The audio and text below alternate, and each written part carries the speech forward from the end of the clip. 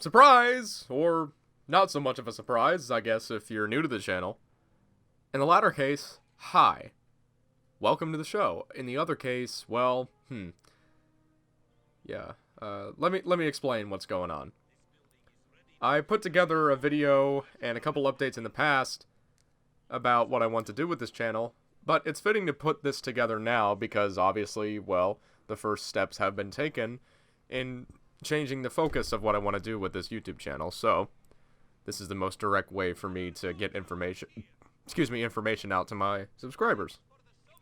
This is an informal audio recording taken that I've done over a series of cliff notes that I've written up here in Word. So any background footage is just games that I've been playing recently to pass the time. Nothing particularly fascinating going on there, so if you want to minimize the screen, that's completely alright. Anyway, let's get into it. So the banner says entertainment in perspective. Why? Well, the short version is, I didn't want to make a channel solely focused on making fun of a game company as a form of income. That's really all there is to it. Well, not really, that's not all there is to it, but that's the most basic way I can say it, really. But, of course, there is more to this recording, as you can see, in the time-lapse bar. So, there's obviously a long version, right? Well, gaming is just one of my hobbies. I have an interest in a number of things. I mean, I do game quite a bit, but I write a lot, whether it's creative stories on my own end or production scripts for videos like this. I'm always writing something.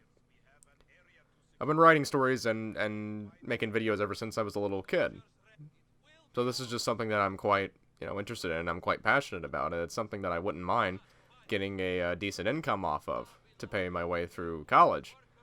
I'm also a musician. I play in the jazz band at my high school, vocalist and alto sax, and I plan on doing it for a good part of my life. And gaming, obviously, is a hobby of mine. I pretty much grew up with Xbox and Master Chief, so there's that. And I also study, in terms of studying things, I also study a lot of history and languages. Je comprends un peu le français, pas très bien. I understand a little bit of French to get a basic gist of a conversation, but not enough to, to really hold one, obviously. The idea in learning French, for me now anyway, is because it's one of the most influential languages out there right now, but it's for the most part just because, I find it fascinating. I find linguistics fascinating. And that's really all there is to it. I'm changing the theme and the focus of the channel because it's something that I feel my heart would reside in. I figure if I'm going to make an income off of making videos, it should be based off of things that I am passionate about. It should be based off of things that that I know for myself, do a double check on myself to curb my own inherent bias. I can take my my passion for something and make it into, better quality work. And talking about creative endeavors is one of the things that I like doing. But if you want to go back to languages to me are fascinating because learning them opens you up to a whole different world of people, ideas, and concepts that would have to be translated to you for you to understand. Complex ideas. Very complex ideas that can be described in human speech. Human speech is one of the things that that separates us from other creatures on the planet. It's what allows us to basically function the way that we do. But that's only a small part of it, I think. Because on the other hand, you don't have to be fluent in Russian to appreciate the works of Tchaikovsky. Ideas that resonate with us have both structure and artistic and a sort of flavor to them, I think. All great creative endeavors have technical effort and passion put into them. If you're talking about, especially effort in creative endeavors like games and film, because that's very technically oriented in many ways, there's no right or way, there's no right or wrong way of creating something, but there is an endless list of things one can do to improve the quality of what they're making. It's why Star Wars was so popular and well-received as opposed to many other films. I mean, there's obviously a number of factors, including marketing and what was appealing at the time. But it was an interesting story with fleshed-out characters and a unique setting, and it was combined with good visual directional style and action sequences. A lot of really, really intricate effort put into it. If any of you ever have the time, I highly advise you to go and look up some of the models that they used for the action sequences in Star Wars. The ships, I mean the original ones back in the 70s. It's incredible the amount of detail they put into these dioramas, into these models, and all of the efforts that they went through to mimic these special effects to give the illusion of movement and the illusion of action happening on screen. Really, really fascinating stuff.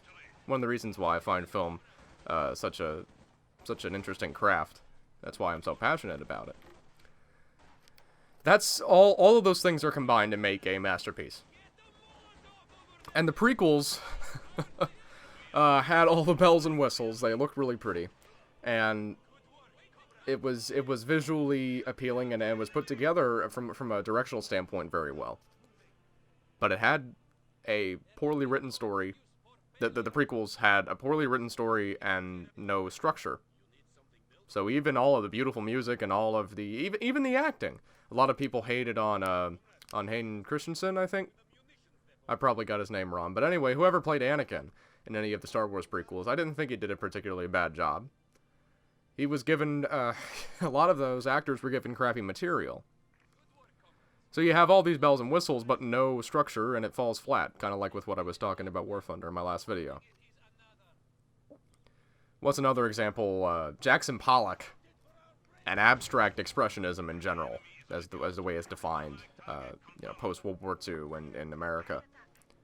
Okay, look, don't be absurd. This may just be a personal note on my end, but you can't take number 5 of Jackson Pollock, juxtapose it against a painting like The Sacrament of the Last Supper. Yes, that's how it's pronounced. The Sacrament of the Last Supper of Salvador Dali. And tell me that number 5 is more valuable, depending on how you look at it. Oh, but art is subjective, man. Okay, well, sorry, man. But I believe in that point to a degree. Technicality and creative endeavors go together, okay? Art is, in many ways, unnecessary. But I think that's what makes it so important. It fills in another part of a whole in halves. A world without art, I think, would be bland, colorless. We wouldn't know any better if we weren't raised without it. Or, I'm sorry. We wouldn't know any better if we were raised without it, I should say. But think how much better our lives would be if it were to be introduced, or how sudden of a change it would be if it was taken away. Because art adds spice and flavor to things. A world without art alone would just be very, very simple, very, very basic. It would be structured. Very basic. We would function, but that's about it. A world with art alone would be unorganized and chaotic. Okay, you're talking, like LSD tripping, right? All of these colors, all of these ideas, all of this emotion is just kind of swirling around in this big stew. But without form, it can't do anything. That's why the show is called Entertainment in Perspective. I talk about film, shows, and video games in a manner, or at least I try to, that allows people to understand how certain elements in them succeeded. So I have a couple of playlists here. And I'm going to scroll down to keep my cliff notes up. The showcase show is in perspective.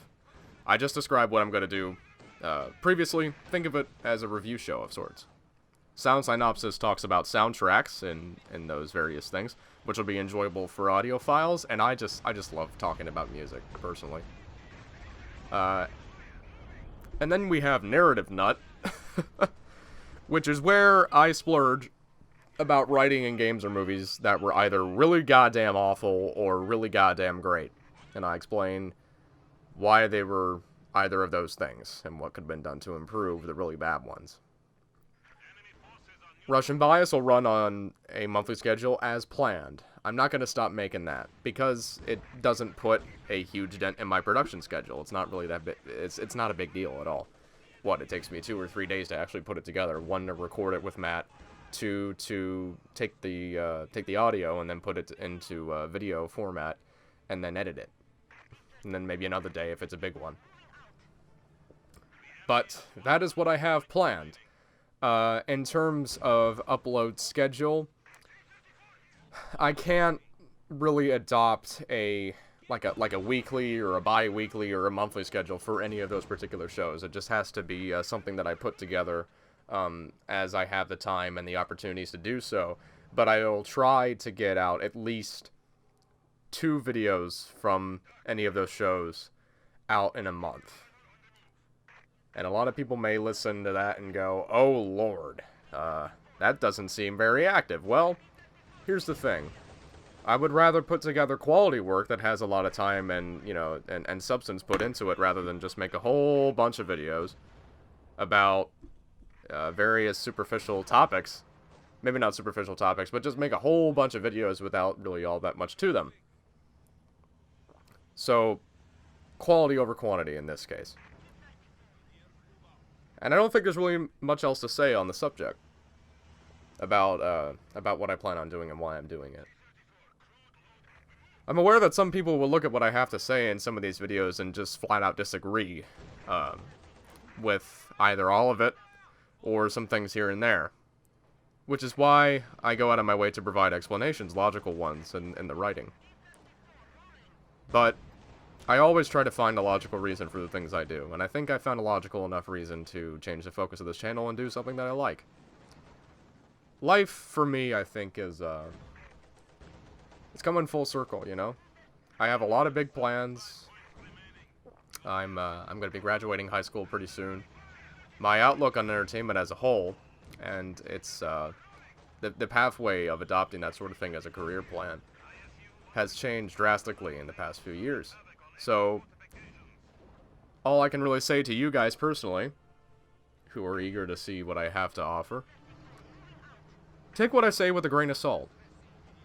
It's easy to overcomplicate things.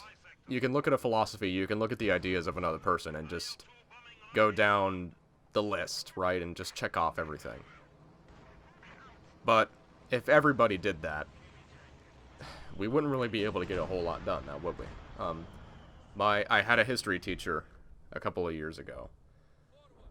Not even that far away. My U.S. history teacher, junior year and sophomore year of high school, said something pretty profound at one point in the lecture that I've taken and internalized to apply to my life.